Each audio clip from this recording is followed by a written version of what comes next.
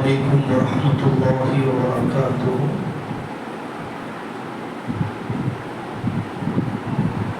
نحمده ونصلي على رسوله الكريم، اما بعد۔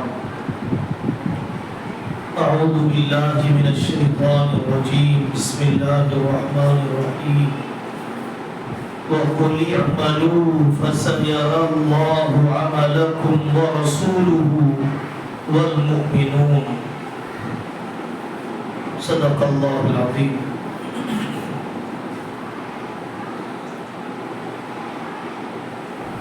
ہمارے بزرگوں میں حضرت مولانا اشرف علی تھانوی رحمۃ اللہ علیہ کی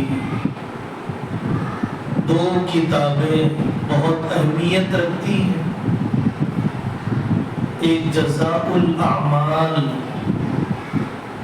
کس عمل پر، کس گناہ یا نیکی پر اللہ کیا جزا اور سزا دینے والے ہیں، اور دوسری کتاب ہے حیات المسلمین، مسلمانوں کی زندگی۔ بہت درد تھا ان بزرگوں کے دل میں امت کا، بہت محنت اٹھائی انہوں نے حیات المسلمین کے لکھنے میں۔ ضروری باتیں، مختصر کتاب، تمام بیماریوں کا علاج امت کے آ جائے۔ اس مجلس میں ہم حضرت حکیم الامت رحمۃ اللہ علیہ، اشرف علی تھانوی رحمۃ اللہ علیہ نے جزاء الاعمال میں ایک مضمون لکھا ہے کہ عمل کرنے میں، توبہ کرنے میں شیطان کی مکاریاں، تلبیسات، شیطان کیا سمجھا کر ہمیں توبہ سے روکتا ہے، کیا سمجھا کر ہمیں عمل سے روکتا ہے، ان سب مکاریوں کو حضرت نے لکھا اور اس کا جواب دیا۔ سب سے پہلا شبہ، سب سے پہلا جال شیطان جو ڈالتا ہے وہ یہ ہے کہ اللہ بڑے غفور الرحیم ہے، معاف کر دیں گے۔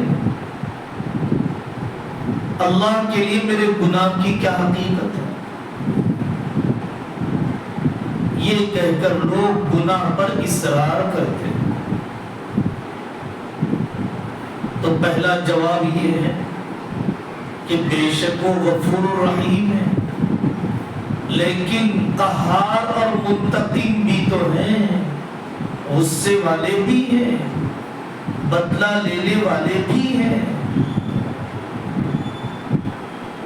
دوسرا جواب، آپ کو کیسے پتا چل گیا کہ اللہ تعالیٰ آپ کے بھی گناہوں کو معاف کر دیں گے؟ ہو سکتا ہے بدلہ لے۔ تیسری بات، غفور الرحیم ہے ان کے لیے جو پچھلے گناہوں سے توبہ کرے۔ ثم ان ربک للذین عملوا السوء بجہالہ ثم تابوا من بعد ذلک واصلحوا ان ربک من بعدها لغفور رحیم۔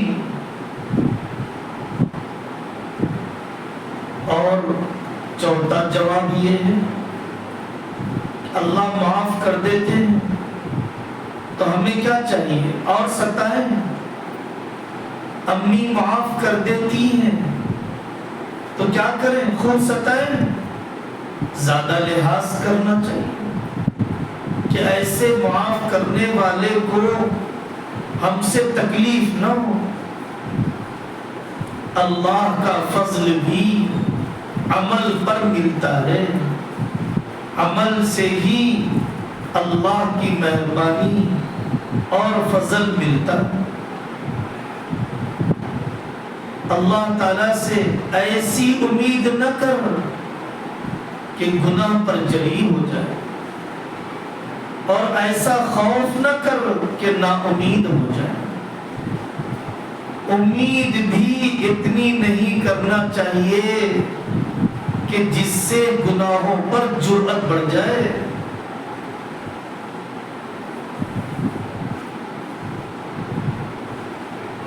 دوسرا شبہ، دوسری تلبیس، دوسرا شیطان کا جال یہ رہتا ہے ہر ایک کے ساتھ، میاں ابھی کیا جلدی ہے، آگے چل کے توبہ کر لیں، ابھی تو میں 12 سال کی ہوں، 20 سال کی ہوں، 40 سال کی ہی ہوں، حج کریں گے توبہ کر لیں گے، بڑھاپا آئے گا تب توبہ کر لیں گے۔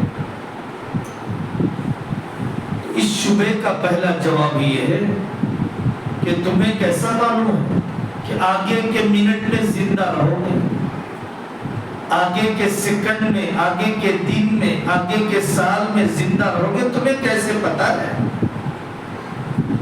دوسری بات، اگر زندہ بھی رہے توبہ کی توفیق کیسے ہوگی؟ تیسری بات، گناہ جتنا بڑھتا ہے اتنے دل سیاہ اور کالے ہوتے ہیں، اور آدمی سے توبہ کی توفیق چھن جاتی ہے، اور ایسا آدمی بلا توبہ مر جاتا ہے۔ ابن کثیر رحمت اللہ علیہ نے اس روایت کو نقل کیا، ان اکثر اہل النار بالتسویف، او کما قال علیہ الصلوۃ والسلام، اکثر جہنمی ٹالنے کی وجہ سے جہنم میں جائیں گے، کل کریں گے، پھر کریں گے۔ ان وسوسوں سے اپنے آپ کو بچانا چاہیے۔ تیسرا شبہ، تیسری شیطان کی مکاری یہ ہوتی ہے کہ گناہ تو کر لیں پھر توبہ کر کے معاف کرا لیں، توبہ کر لیں گے بھائی، اب تو گناہ کر لو، یہ بھی مکاری ہے۔ تو ایسے آدمی کو سوچنا چاہیے، ذرا اپنی انگلی آگ میں ڈال لو، کرنٹ کے وائر کو پکڑ لو، پھر مرہم لگا لیں گے۔ آگ میں ڈال لیں، کرنٹ کا وائر پکڑنے کا تجربہ کرنے کی تو ہمت نہیں، اللہ سے بغاوت کی ہمت ہے۔ اور اس کو کیسے معلوم ہے کہ گناہ کے بعد توبہ کی توفیق ہو جائے گی؟ توبہ کی توفیق ہو بھی گئی تو اللہ کے ذمے کیا واجب ہے کہ توبہ ہی قبول کر لے؟ مالی حقوق ہوتے ہیں، کسی کے پیسے کھا لیے، جا کر دینا ہی پڑے گا۔ کسی کا دل دکھایا، معافی چاہنا ہی پڑے گا۔ سڑک پر اپنا گھر چبوترا بنا لیا، سماجی گناہ ہے یہ۔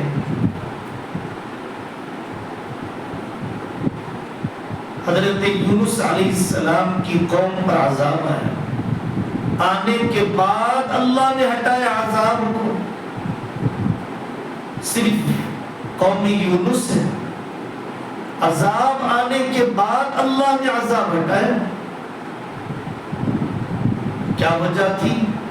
حضرت مولانا عبدالقوی صاحب فرماتے ہیں انہوں نے ایسی توبہ کی کہ بنیادوں میں گھر کے اگر کوئی حرام اینٹ لگائی تھی تو بنیادیں کھود کر اس اینٹ کو نکالا۔ ایسی توبہ پر اللہ کو ترس آ گیا، عذاب آنے کے باوجود اللہ نے عذاب کو ہٹا دیا۔ تیسرا شبہ، تیسری تلبیس، چوتھی تلبیس، ہم کیا کریں؟ تقدیر میں لکھا ہوا تھا، مقدر میں لکھا ہوا تھا، اس لیے ہم سے گناہ ہو گئے۔ ہمارا کیا قصور؟ مقدر لکھنے والے کا قصور؟ ایسے آدمی کو سوچنا چاہیے، بھائی انصاف کرو، کیا گناہ کرتے وقت اختیار سے کیا تھا یا تقدیر کے دباؤ میں کیا تھا؟ تقدیر نے دھکیل کر تم سے کیا وہ گناہ کروائے؟ گناہ کرتے وقت تو تقدیر کا ہوش نہیں تھا، گناہ کی وقتی لذت تھی، اور گناہ کے بعد آدمی کہہ رہا ہے کہ تقدیر میں تھا۔ کافروں نے یہی کہا، بھائی خرچ کرو اللہ کے راستے میں، تو سورہ یاسین میں ہے، کافروں نے کہا اَنُطْعِمُ مَن لَوْ يَشَاءُ اللَّهُ أَطْعَمَهُ، ہم ان کو کھلائیں جن کو اللہ چاہتا تو کھلا دیتے، اللہ نہیں کھلا رہے ہم کیوں کھلائیں؟ تقدیر کے بہانے سے اپنے پیسے کو بچا لیا، تقدیر کی وجہ سے گناہ ہو گیا۔ تو پھر اگر کوئی تمہارا برتن توڑ دے، تقدیر میں تھا ہو گیا، تماچا مار دوں میں آپ کو، تقدیر میں تھا مار دیا میں نے، چھوڑ دو مجھے، چلے گا؟ نہیں چلے گا۔ لیکن اللہ سے آپ کہیں گے کہ تقدیر میں تھا اس لیے میں نے گناہ کر دیا، ہانڈی پکی ہوئی تھی ہم نے آپ کے گھر میں سے نکال کے کھا لیا، اور یہ کہا بھائی تقدیر میں تھا، میرا مقدر، اس لیے میں نے تمہاری ہانڈی کھا لی، جھوٹے بجے گے۔ واقعہ ہے نا، ایک آدمی باغ میں گیا، آم توڑ توڑ کے کھانے لگا، باغ کا مالک آیا اور کہنے لگا بھائی آم کیوں توڑ کے کھا لیے؟ کہ باغ بھی اللہ کا، پیڑ بھی اللہ کا، اسی لیے میں نے کھا لیا۔ تو مالی نے ڈنڈے سے بجانا شروع کیا اور یہ کہا جسم بھی اللہ کا، ڈنڈا بھی اللہ کا۔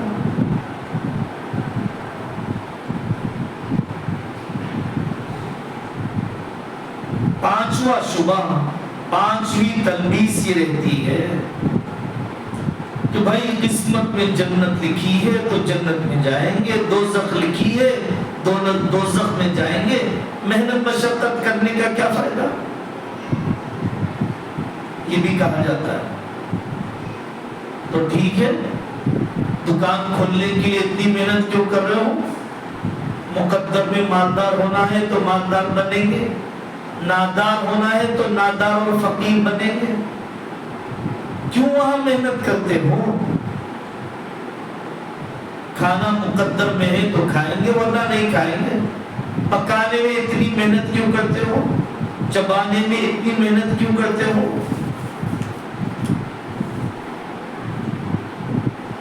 اولاد کے لیے نکاح اور اتنی مشقت کیوں اٹھاتے ہو؟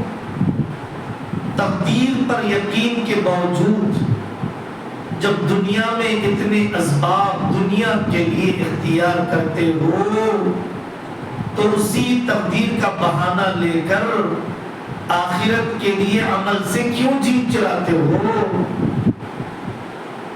تقدیر دنیا میں بھی ہے پھر بھی کوشش کر رہے ہو، تقدیر آخرت کے معاملے میں بھی ہے، بے عمل کیوں بن رہے ہو؟ کوشش کیوں چھوڑ دیا؟ ایک تلبیس رہتی ہے، واقعاتاً رہتی ہے، گھروں میں عورتیں کہتی ہیں، سچ لکھا حضرت تھانوی نے کہ انا عند ظن عبدی بی، ہمارا گمان اللہ سے اچھا ہے، اللہ معاف کر دیں گے ہمیں، اچھا ہی کریں گے ہمیں۔ اچھا گمان کرنے کا مطلب کیا ہے؟ عمل کر کے گمان کرنا، اسباب اختیار کر کے اللہ سے اچھا گمان کرنا، تدبیر کر کے تدبیر پر یقین نہ کرنا، یہ ہے اللہ سے حسن ظن۔ عمل ہی نہیں کرتا، اللہ سے حسن ظن ہے۔ دین پھر اللہ سے امید کرو، بیج ہی نہیں لگایا، اب اللہ سے امید کر کے بیٹھا ہے کہ زعفران اگے گا، آم اگیں گے، کچھ نہیں اگے گا۔ عمل کر کے اللہ سے امید کی جاتی ہے، بے عملی کے ساتھ اللہ سے امید حماقت ہے۔ ایک دھوکہ یہ ہوتا ہے، ہم تو عالم ہیں جنت میں جائیں گے، میں تو حافظہ ہوں، 7 خاندانوں کو 14 خاندانوں کو جنت میں بخشوا لوں گا، فلانے بزرگ سے بیعت ہوں جنت میں لے جائیں گے، وہ فلانے کے ہم مرید ہیں، پرچی دے رکھی ہے ہمارے پیر جی نے جنتی ہونے کی، جنت میں جائیں گے ہم سیدھے۔ سب سے بڑے پیر محمد رسول اللہ صلی اللہ علیہ وسلم کی ہستی ہے، اور انہوں نے فرمایا حضرت فاطمہ سے، اے فاطمہ اپنے آپ کو جہنم کی آگ سے بچا لے، انقذی نفسک من النار فإننی لا اغنیک من اللہ شیئا، میں تمہیں جہنم سے نہیں بچا سکتا۔ آقا نے فرمایا حضرت فاطمہ سے، میں اور آپ کیا ہے صاحب، اور نسبت کافی نہیں ہے مناسبت کے بغیر۔ میرے ماں باپ بہت نیک تھے، ان کی نیکی کا فائدہ آخرت میں مجھے جب ہوگا جب میں بھی ان کی نیکیوں کو باقی رکھوں گا۔ قرآن میں اللہ نے فرمایا والذین آمنوا واتبعتهم ذریتهم بإیمان الحقنا بهم ذریتهم وما ألتناهم من عملهم من شیء، جو اپنے بڑوں کی طرح عمل کریں گے تو ہم ان کی اولاد کو ایمان کے ساتھ ان کو ملا دیں گے اور اولاد کو کم نہیں کریں گے، اور بڑوں کی مقبولیت کی برکت سے اولاد کو بھی ان کا درجہ دے دیں گے۔ لیکن اولاد ایمان ہی نہیں لائی، عمل ہی نہیں کیا، وَاتَّبَعَتْهُمْ ذُرِّيَّتُهُمْ بِإِيمَانٍ، تو کیسے الحاق کیا جائے، کیسے ملایا جائے گا، کیسے ماں باپ کا درجہ دیا جائے گا، نہیں دیا جائے گا۔ بڑے اللہ والے تھے، تہجد گزار تھے، یہ فرض نماز بھی نہیں پڑھتا، تو یہ تو ان بد نصیبوں میں سے ہے جن کے بارے میں اللہ نے فرمایا فَخَلَفَ مِن بَعْدِهِمْ خَلْفٌ اضاعوا الصلاة واتبعوا الشهوات فسوف يلقون غيا۔ ناہنجار اولاد، ناخلف اولاد، ماں باپ کے سبب کو بھلا دینے والی اولاد، ان کے لیے تو جہنم ہے۔ اللہ نے فرمایا اپنے بڑوں کی خوبیاں اور اعمال کو قابو میں، عمل میں نہ لانے کی وجہ سے۔ ایک شبہ، ایک وسوسہ یہ ہوتا ہے اللہ کو ہماری نماز کی کیا ضرورت ہے صاحب، اللہ کو ہماری نیکی کی کیا ضرورت ہے صاحب۔ صحیح بات ہے، اللہ کا کوئی فائدہ نہیں، ہمارا فائدہ تو ہے۔ اللہ تو مستغنی ہے، ہم تو مستغنی نہیں ہیں۔ حضرت تھانوی فرماتے ہیں کوئی رحم دل ڈاکٹر نے دوائی دے دی مریض کو، اور وہ مریض دوائی لے جا کر نالی میں پھینک دے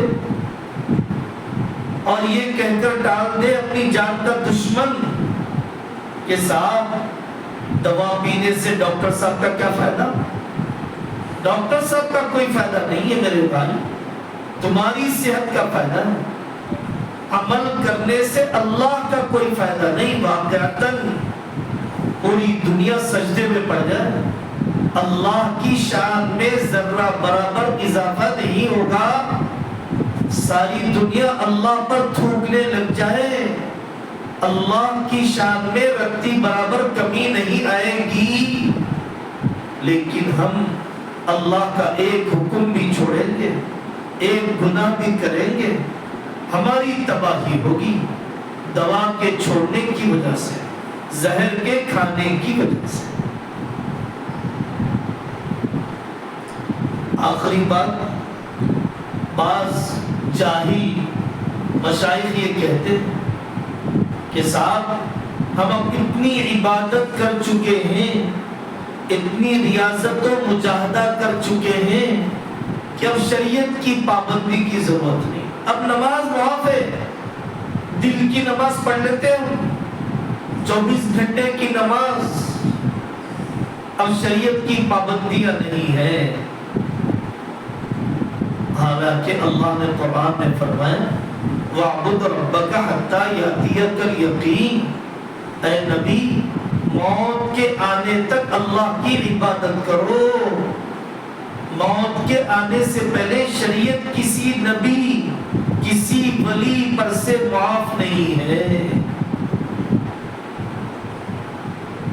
پردہ معاف نہیں ہے پیر جی سے، روزہ معاف نہیں ہے پیر جی سے، حضرت ابوبکر سے معاف نہیں، حضرت عمر سے معاف نہیں، آنتیں نکلی پڑی ہیں، خون بہ رہا ہے، اس حال میں نماز پڑھتے ہیں، اس حال میں روکتے ہیں، ٹخنے کے نیچے پاجامہ پہننے سے اوپر کرو کپڑا اپنا۔